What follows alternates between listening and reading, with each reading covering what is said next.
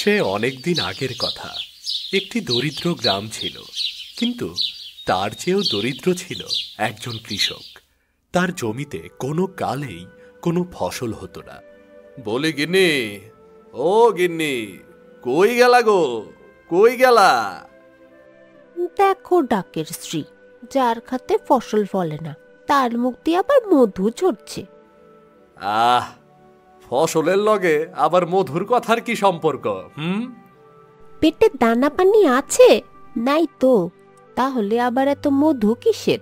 কতবার কইলাম যে যাও যাও মাইনষের খেতে কাম করো, নিজের তো ফসল ফলানোর মুরুদ নাই। ফ্যাস ফ্যাস কইরো না তো গিন্নি, খাউন কিছু থাকলে জলদি দাও। নাই নাই কিচ্ছু নাই। ধুর চাই, আমি কি আর কম চেষ্টা করি? কি জানি ছাতার মাথা, আমার খেতে ফসল হয় না কেন? এত কষ্ট করি তাও হয় না। আজ দেখমু খেতে কি আছে, আজ এর একটা হ্যাস্ত ন্যাস্ত কইরাই ছাড়মু। এই রোজ রোজ আর গিন্নির কথা শুনতে ভাল লাগে না, জীবনটা পাইনসা হইয়া গেল গা।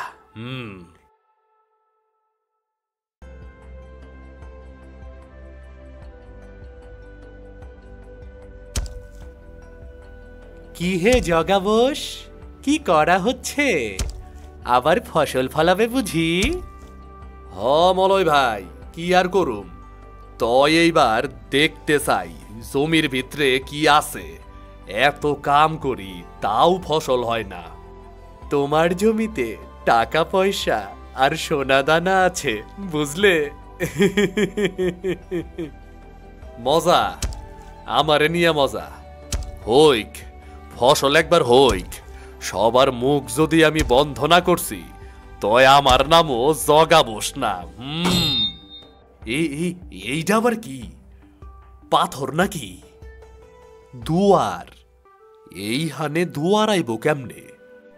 গ্রামের কেউই তো কয় নাই কোনো কিছু, কেউ জানে না নাকি?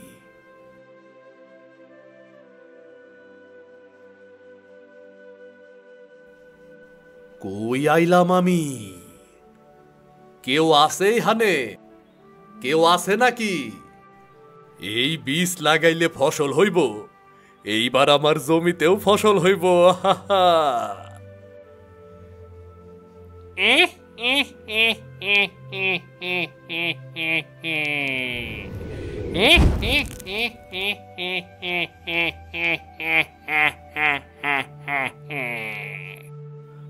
এই রাম রাম রাম রাম রাম রাম, এই রাম রাম রাম রাম রাম রাম রাম রাম।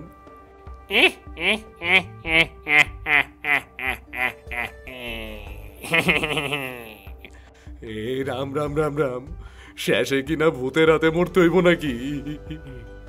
তুই এত বছর পরে আমার ঘুম ভাঙালি, তোর সাহস তো কম না।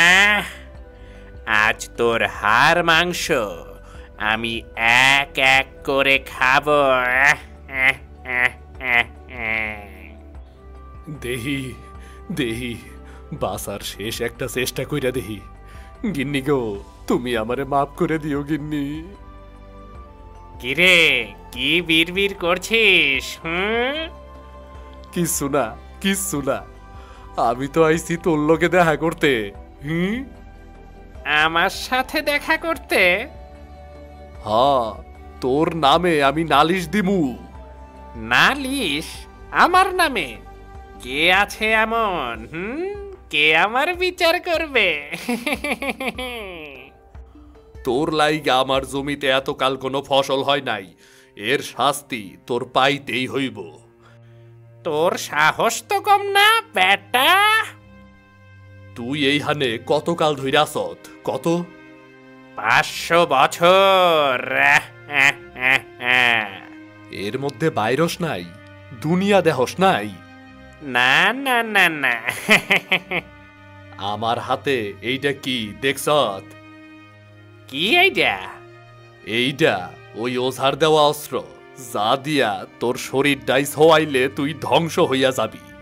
কত ভূত মারলাম এই জীবনে, এখন হইল তোর পালা। বলো কি? হ্যাঁ, আমার কোনো দোষ নেই বাপু, আমার কোনো দোষ নেই।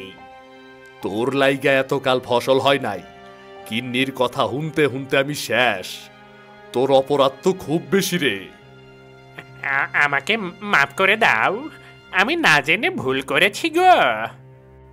এই ভুলের কোনো ক্ষমা নাই। আমি তোমাকে অনেক উপহার দেব জানো তুমি। কি কি কি কি দিবি?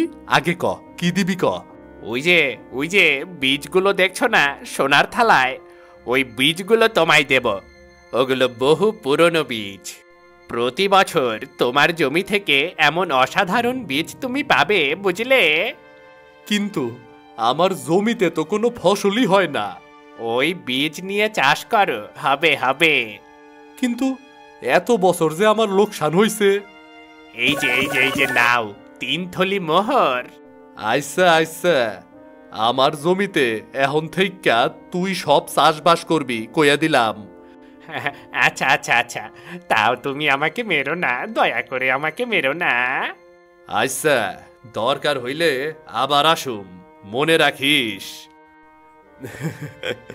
যেই কাম তোরে দিয়া এত বছরে হয় নাই, সেই কাম আজ তুই একদিনে কইরে দিলি। তুই তো সোনা রে, খাঁটি সোনা। গিন্নি, গিন্নি গো, আমাগো কপালটা তো খুইলা গেল। হইছেটা কি? হারা দিন ছিলা কই তুমি? আহ, আগে হুনই না, কও। আগে ভেতরে চলো। এই যে দেহ দেহ। উমা, এতগুলো মোহর! তা নয় তো কি, হ্যাঁ, আরো কত কি আছে হুনো না। কৃষক তার বউকে সমস্ত কিছু খুলে বলে। পরের দিন সকাল হতেই কৃষক নিজের জমিতে যায়। গিয়ে দেখল সমস্ত জমি প্রস্তুত। কৃষক তার কাছে থাকা সমস্ত বীজগুলো ছড়িয়ে দেয় জমিতে। অলৌকিকভাবে একদিন পরেই ঝকঝকে সোনার ফসল দেখা দিল জমিতে।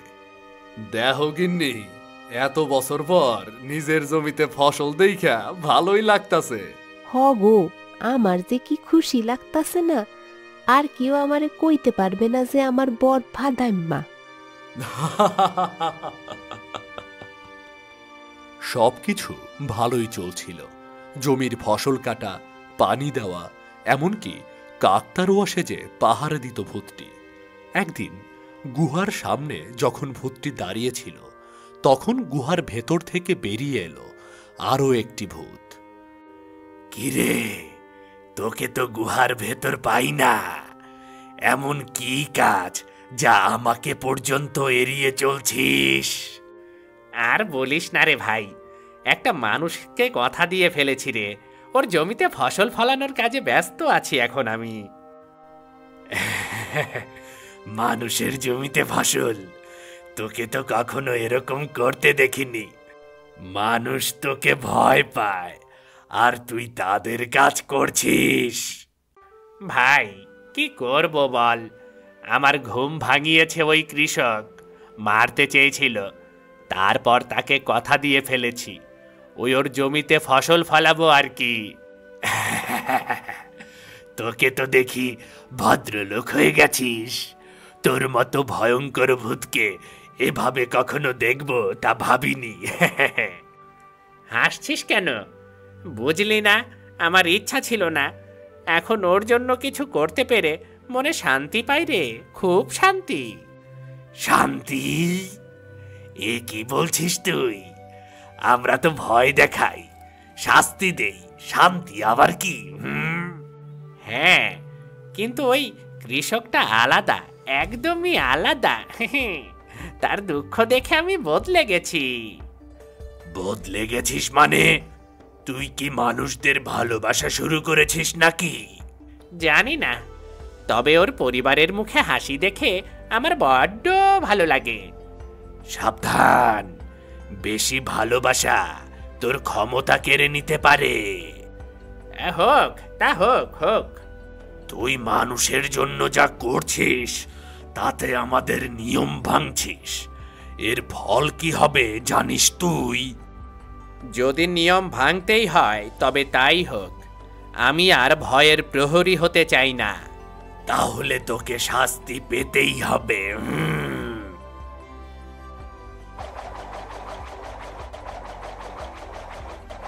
গিন্নি, গুহার কাছে কিছু একটা ঘটতাছে।